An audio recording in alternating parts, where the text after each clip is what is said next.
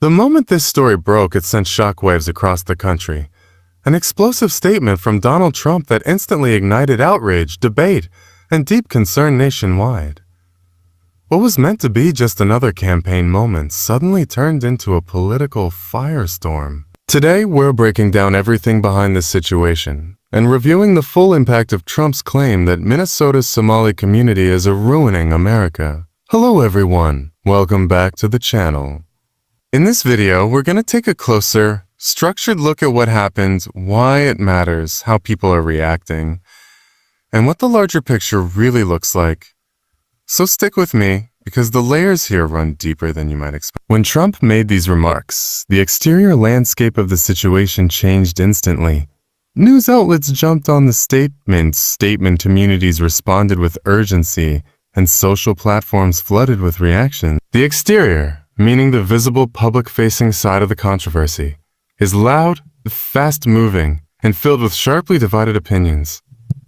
Supporters frame Trump's message as a warning about national security and immigration policy, while critics see the comment as inflammatory and dangerous. Minnesota, especially areas with large Somali populations like Minneapolis and St. Cloud, instantly became the center of national attention. Local leaders, activists, and everyday residents found themselves suddenly thrust into the spotlight, responding to something they didn't expect, and certainly didn't invite. That exterior layer tells us how quickly a single statement can dominate national conversation and reshape the political atmosphere in seconds. Now if we shift to the interior, the part of the issue that isn't immediately visible but still incredibly important, it becomes clear that this situation is about far more than just headlines and viral clips. The interior side involves the lived experiences of Somali Americans in Minnesota, many of whom have built strong, vibrant communities over decades. Inside these communities are families working, studying, running businesses, and contributing to the fabric of local culture. The interior perspective shows a very different narrative from the one painted by Trump. Many Somali Minnesotans say they feel misunderstood, unfairly targeted, and misrepresented by broad claims that don't reflect their reality. Community members describe feeling shock, frustration, and sadness at being labeled as harmful to the country they've chosen to call home. This interior layer is quiet, more human, and more vulnerable, reminding us that political statements often land hardest on real people who don't always have the national platform to respond. When we review the performance of Trump's messaging strategy here, it becomes clear that this is part of a consistent pattern in his approach to political communication. His performance, meaning how he delivers his message, how it's received, and how it impacts public discourse, is designed to trigger strong emotional reactions. Trump often uses bold, provocative language to stir attention and rally his base, and this moment follows that same pattern. For supporters, this performance is seen as Trump speaking directly, without filters about issues they believe are being ignored. For opponents, his performance is seen as divisive and harmful, especially toward minority groups. The broader performance impact is massive. It affects voter sentiment, media cycles, community emotions, and the direction of political conversations. Whether intentional or not, the performance of this message dominated headlines and positioned Trump, once again, at the center of national controversy. Safety features might sound like a strange category for a political statement, but in the context of this review, it refers to the safeguards that exist to prevent harm, socially, politically, and culturally, when rhetoric grows heated. These safety features include community resilience, leadership responses, legal protections, and platforms for expressing disagreement. After Trump's comments, many leaders in Minnesota activated those safety features by calling for calm, unity, and factual understanding. Community organizations work to strengthen dialogue, counter misinformation, and protect the emotional well-being of Somali residents who felt exposed. Law enforcement in some areas increased presence not because of wrongdoing, but to ensure safety around community centers and mosques following rising online tensions. Local officials emphasized the importance of maintaining peace, rejecting hate, and preventing political rhetoric from becoming personal harm. These safety features don't eliminate conflict, but they do help stabilize the environment when national attention becomes overwhelming. The unique selling points of this situation, the aspects that make it stand out from typical political controversies, are important to understand.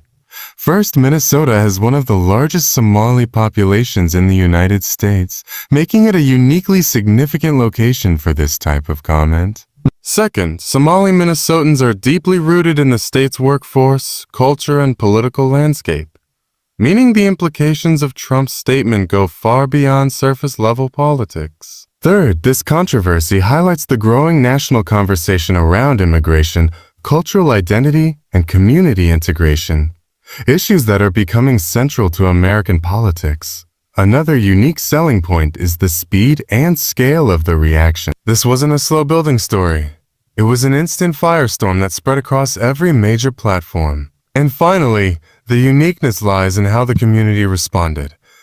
Not with silence, but with strong unified voices pushing back against the narrative presented by Trump. These elements combine to create a situation that stands out dramatically compared to typical political disagreements. When discussing price, metaphorically speaking, we're talking about the cost of these statements, the social, political, and emotional price paid by everyone involved. For the Somali community, the price includes increased scrutiny, emotional stress, and fear of being targeted or misunderstood.